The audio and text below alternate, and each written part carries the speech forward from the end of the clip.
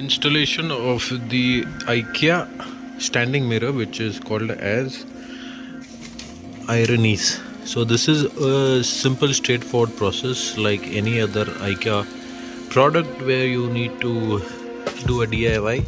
The instructions are very clear. With this you get a 3-piece attachment.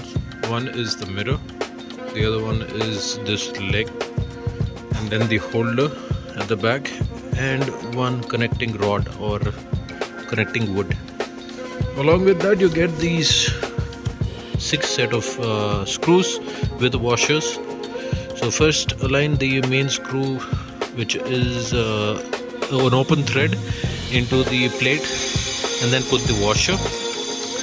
And then second is you need to put the center stand, and to that same bolt you need to house the main stand, and that's how it is. And then after that you need to put the connecting rod which holds both of them. So this is the connecting rod. This is how it looks. So this is the main joint where all the screws go. So the rear stand, the main stand, and the connecting screw. So this goes from outside, flush fit like any other IKEA product. The quality is really good, and the connecting wood as well. The quality of the mirror is good. It has 3 points where it holds the mirror. And this is how it looks. And the packing also is top notch.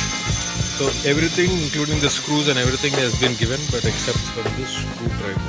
So that is the only equipment that you need to use while assembling the IKEA mirror. That's the assembly. I hope you enjoy this video. If you do, so please like and subscribe to the channel.